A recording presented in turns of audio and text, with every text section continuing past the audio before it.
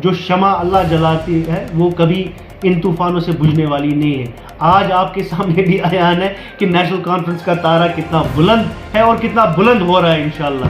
बिल्कुल उनको तो इस वजह से इलेक्शन नहीं कर रहे, उनको पूरा यकीन है कि नेशनल कॉन्फ्रेंस यहाँ पे 2/3 मेजॉरिटी से यहाँ पे इलेक्शन जीत लेगी, इसीलिए वो इलेक्शन नहीं कर रहे।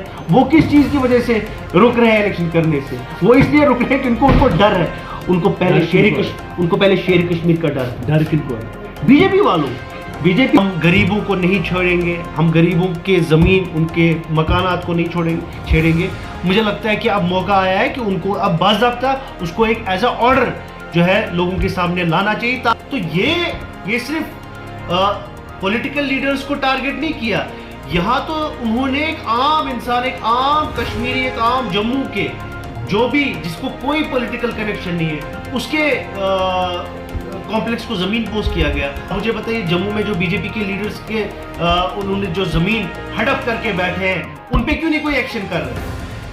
बहुत पहले से ये बात कर रहे हैं कि कोऑर्डिनेशन की कमी है जो इस टाइम की ये सरकार है, क्योंकि जो JNK में डिसीजन लिया जा रहा है ऑब्वियसली अब जैसा आप भी बोल रहे हैं कि होम मिनिस्टर को इंटरवीन करना पड़ा, सो कुछ फ्रिक्शन लग रहा है बिटवीन होम मिनिस्ट्री और LG हुकूमत के बीच में। नहीं तो ऐसा डिसीजन नहीं लिया होता उन्होंने। हम स्टार्ट से यही बात कह रहे थे कि जिस तरीके से ये जो एंटी एनक्रोचमेंट ड्राइव को स्टार्ट किया गया और जिस तरीके से उन्होंने जो है टारगेट किया उसमें सीधे लग रहा था कि कुछ बायसनेस है उसमें। सीधे लग रहा था कि कहीं सियासी जो है इन्वॉल्वमेंट तो इन्वॉल्व नहीं है, बिकॉज आपको भी पता है किस तरीके को और किन लोगों को ज़्यादा टारगेट किया गया।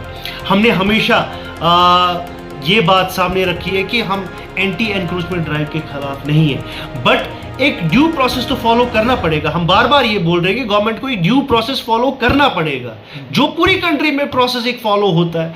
अब अच्छा डिसीजन आया, ये बहुत अच्छा डिसीजन आया, जैसा जो कुछ देर तक इन्होंने इस एंटी एनक्रोचमेंट ड्राइव को रोका है, लेकिन जो नुकसान हुआ, जिन गरीबों का नुकसान हुआ, और सिर्फ मैं गरीबों की बात नहीं करूंगा, इनफैक्ट जिनके पास ज़मीन के कागजात थे, चाहे उसमें अमीर हो या गरीब हो, उनको नुकसान किया गया और उसकी भरपाई होनी चाहिए, कंपनसेट करना चाहिए गवर्नमेंट को कि अगर किसी के पास ज़मीन के बाज़ाब्ता कागजात है उन पे क्यों ड्राइव चलाई गई। तो इसका जवाब तो government of Jammu and Kashmir को देना पड़ेगा। और अब मुझे लगता है कि उनको भी ये समझ आ गया है, क्योंकि डंडा अब कहाँ से पड़ा, डंडा अब होम मिनिस्ट्री से पड़ा है।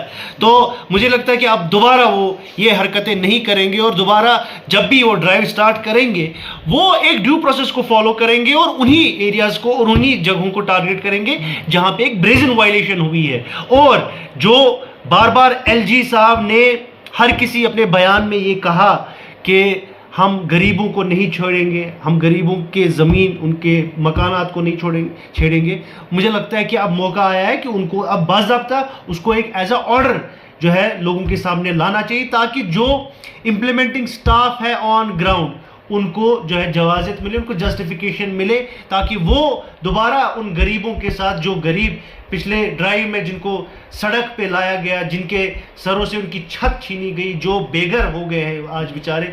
आज आप भी देखें, चाहे यहाँ श्रीनगर के वो पातशाही बाग का इंसिडेंट हो, अनंतनाग में जिनके 2 मरले या 3 मरले पे जिनका दुकान था, जो अपने घर चला रहे थे उस दुकान की वजह से उनके दुकान तोड़े गए। अब उनके जो है कौन उनको वो कंपनसेट करेगा? ये जिम्मेवारी अब गवर्नमेंट पे आयद होती है कि इनको कंपनसेट। सर आपको बात बिल्कुल सही है, और वो एक इंसिडेंट तो अयान है आपके सामने। आप 2 इंसिडेंट जो है मैं आपको बोल रहा हूँ। एक इंसिडेंट है जम्मू का, जहाँ पर एक आम इंसान के बिल्डिंग को गिराया गया। किस तरीके से गिराया गया? पहले कुछ प्रॉब्लम हुई वहाँ पे और 3 दिन के बाद फिर से डोजर आए और कम से कम 10 डोजरों ने उस एक बिल्डिंग को ज़मीन बोझ कर दिया। अब आप आइए कश्मीर, श्री गुफवारा है जगह अनंतनाग में, वहाँ पर किसका जो है शॉपिंग कॉम्प्लेक्स है, एक बीजेपी लीडर का शॉपिंग कॉम्प्लेक्स है। उसको क्या किया गया? उसको महज सील किया। नहीं, सील भी नहीं किया गया। जो मेरे पास रिपोर्ट है वो तो बाज़ाब्ता आप जाके देखिए वहाँ पर।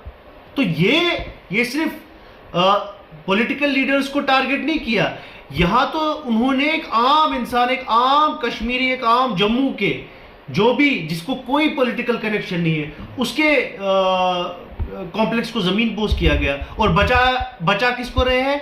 बीजेपी के लीडर। आप मुझे बताइए, जम्मू में जो बीजेपी के लीडर्स के उन्होंने जो जमीन हड़प करके बैठे हैं, उन पे क्यों नहीं कोई एक्शन कर रहे हैं?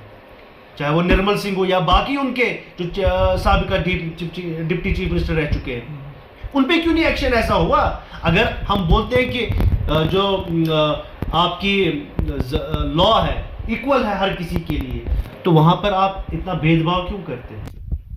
मैं इसको नेगेट नहीं कर सकता हूँ, वो भी हो सकता है, बट हमको ये नहीं पता है कि उन्होंने स्टार्ट किया। अगर उन्होंने, तो फिर मुझे लगता है बहुत ही छोटी सोच है इन लोगों की, अगर इन्होंने इस वजह से किया होगा कि जो अपोजिट व्यू को बर्दाश्त तो छोड़ो, वो अपोजिशन को जमीन बोस करने के लिए तैयार है, बट उनको ये समझ नहीं आया है कि चाहे कितनी भी कोशिश करे, जो शमा अल्लाह जलाती है वो कभी इन तूफानों से बुझने वाली नहीं है। आज आपके सामने भी आयान है कि नेशनल कॉन्फ्रेंस का तारा कितना बुलंद है और कितना बुलंद हो रहा है इंशाल्लाह। तो ये जो साजिशें हमारे खिलाफ हमारे हरीफ तो करते, पिछले 70 सालों से हमने ये साजिशें सही है कि आपको लगता है कि बहुत बिल्कुल उनको तो इस वजह से इलेक्शन नहीं कर रहे। किस वजह से? उनको पूरा यकीन है कि नेशनल कॉन्फ्रेंस यहाँ पे 2/3 मेजॉरिटी से यहाँ पे इलेक्शन जीत लेगी, इसीलिए वो इलेक्शन नहीं कर रहे। वो किस चीज की वजह से रुक रहे हैं इलेक्शन करने से? वो इसलिए रुक रहे हैं कि उनको डर है। उनको पहले शेर कश्मीर का डर किनको है? बीजेपी वालों।